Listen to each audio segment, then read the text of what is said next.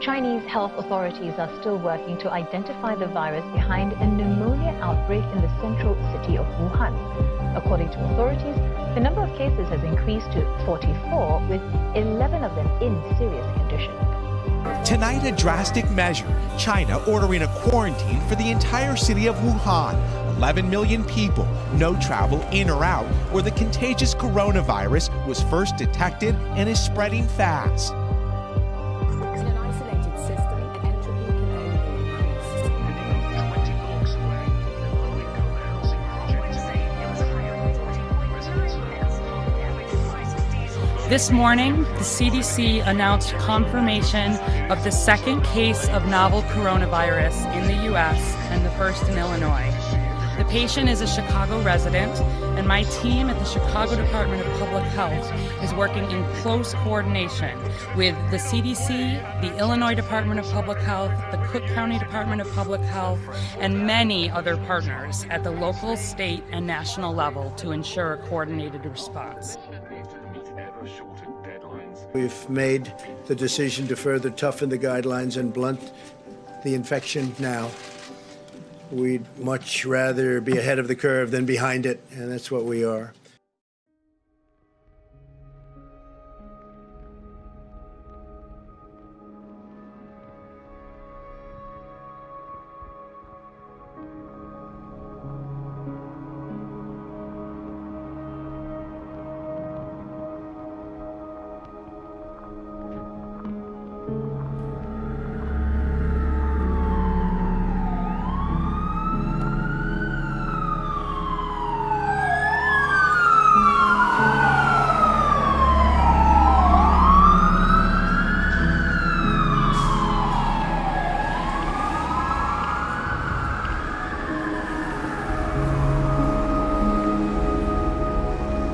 Of all the obligations that weigh on me as governor, this is the greatest. If there are actions that I can take that will save lives in the midst of this pandemic, no matter how difficult, then I have an obligation to take these actions. Therefore, starting tomorrow evening, Saturday, March 21st at 5 p.m., until the end of April 7th, all our residents will be subject to a stay-at-home order. Yeah, the city activated its emergency alert system to notify people about these closures, which you may have received on your phone. And even on a rainy day, it's strange to see the lakefront trail empty, but for the foreseeable future, the mayor said it's going to stay that way with police ready to enforce these new measures. The time for persuasion and public appeals is over. It's a decision the governor and mayor did not want to make, but after seeing what they saw outside and inside bars yesterday, they say closing down bars and restaurant dining rooms was absolutely necessary to slow the spread of COVID-19. We must do everything that we can to safeguard the health and safety of the citizens of the state of Illinois, and that requires urgent action. That action starts tomorrow night and it goes through March 30th. Drive-thrus, curbside pickup from restaurants, and delivery will continue. Still, it's a decision that will no doubt have a huge impact on the economy and the lives of those in the service industry and people who employ them. I think and I hope people recognize and understand these decisions are being made for the long-term well-being and health of everybody.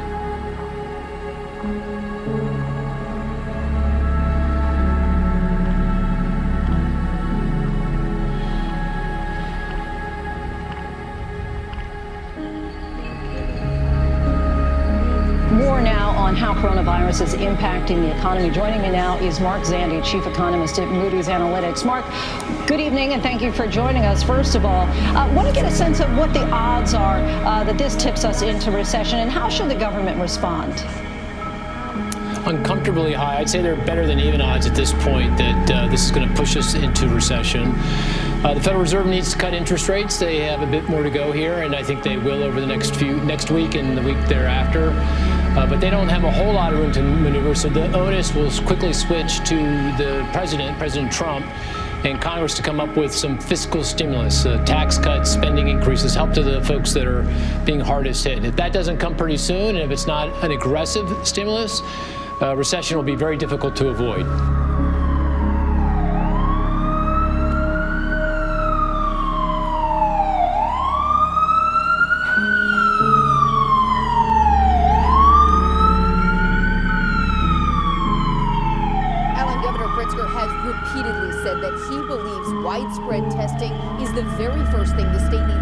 focused on in terms of even starting to return to normal. And he says the governors he's now working with around the Midwest also agree with that. The need for that testing, he said, is highlighted by the grim numbers here in Illinois today. This was Illinois' deadliest day since the pandemic began. It is my solemn responsibility to report that we lost 125 Illinoisans to this virus over the last 24 hours. While these numbers are disheartening, I don't want people to despair. Instead, I want them to renew our collective resolve to do what is needed to end the pandemic. We continue to learn and amass new information about this virus every single day.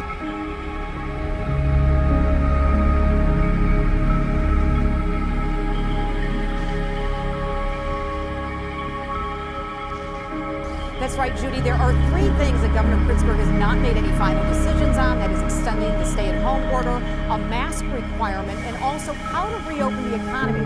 He said none of these things can be done on a whim. They must be well-thought-out plans. It's been a month since Illinoisans have been sheltering in place as Governor J.B. Pritzker was mulling over extending the stay-at-home order beyond May 1st. He's strongly thinking about requiring masks in public places, especially grocery stores, but he admits such an order is complicated.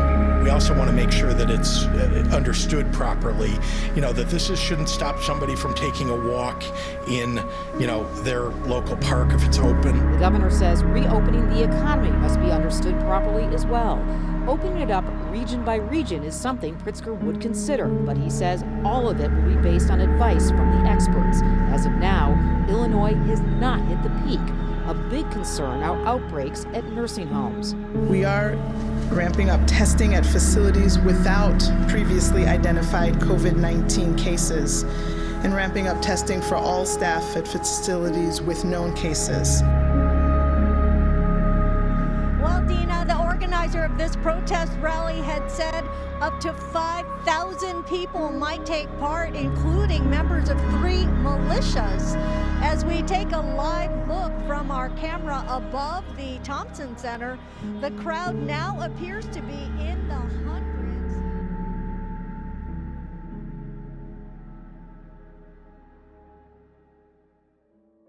You cannot underrate the power of a smile and a laugh, especially in these challenging times.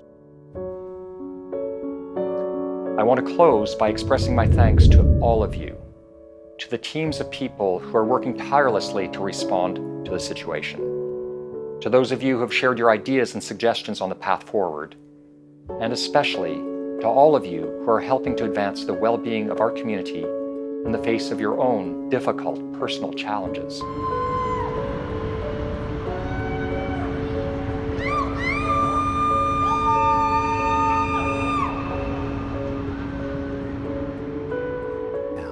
Of fairness, kindness, accountability, resilience, respect, courage. If we practice those things right now, when we get out of this virus this time might be the one time that brings us all together and unifies us like we have not been in a long time. So yes, let's see if we can make some lemonade out of this lemon that we're in the middle of. Turn a red light to a green light. Just keep living.